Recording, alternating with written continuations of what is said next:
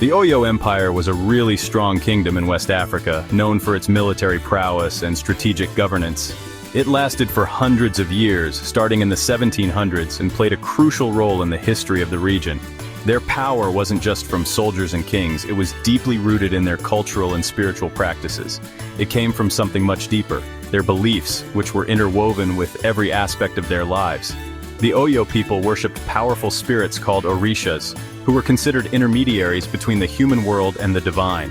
Think of them like forces of nature, each one super important to the world, governing elements like water, earth, and sky. These orishas weren't far away. They were part of everyday life, influencing daily activities and decisions. The Oyo people believed these spirits controlled everything, from the rain to their crops, ensuring prosperity and protection.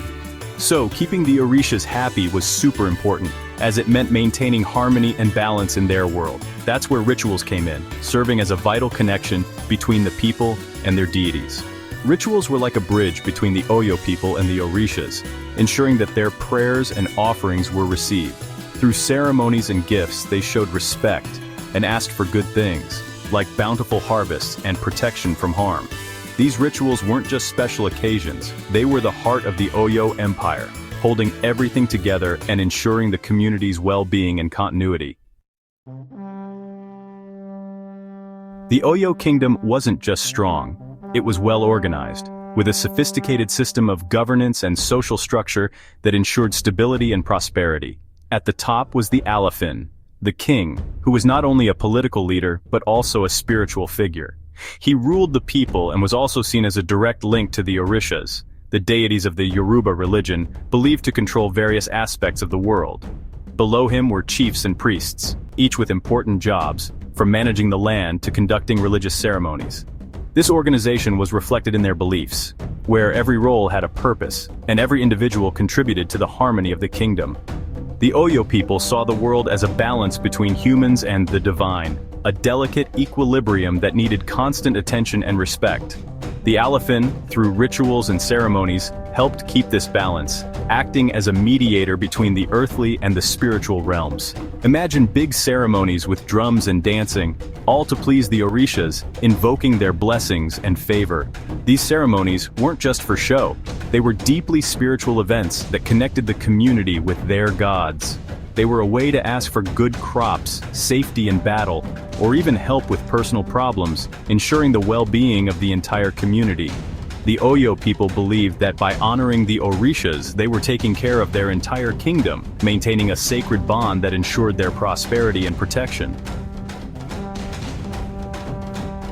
The Oyo people had lots of ways to honor their orishas. Every day they made small offerings of food and drinks at their shrines, but the big ceremonies were really special. Imagine a festival for Shango, the Orisha of thunder. Dancers would move like a storm, their bodies like lightning. Drums would beat like thunder, making it a powerful experience. Offerings weren't just random, each Orisha had favorites. For example, Oshun, the Orisha of love and beauty, might get gifts of honey and pretty cloths. These gifts weren't bribes, they were signs of respect, showing they understood the orishas. The Oyo Empire, like many other powerful civilizations of the past, practiced human sacrifice as a significant part of their spiritual and cultural traditions. This was not a decision taken lightly, but rather a very serious and solemn act, deeply rooted in their beliefs and customs. The Oyo people believed that in times of great need or crisis, offering a human life was the most powerful way to communicate with and please the orishas, their revered deities. These sacrifices were usually chosen from prisoners of war, or individuals who had committed serious crimes. The decision to sacrifice someone was made with great care and deliberation. The sacrificial ritual itself was a grand and elaborate ceremony, led by highly respected priests, who were believed to have the ability to connect the human world with the divine realm. While this practice might seem shocking or even barbaric to us now, it's crucial to understand it within the context of the Oyo Empire's worldview and spiritual beliefs. They believed that such sacrifices were made for the greater good of their society, a necessary act to maintain balance and harmony, and to ensure they remained in the favor of the orishas, who they depended on for protection and prosperity. The Oyo Empire may be gone, but its traditions live on in the Yoruba culture. Across West Africa and even in the Americas, millions still honor the Orishas. Some things have changed, but the main beliefs are the same.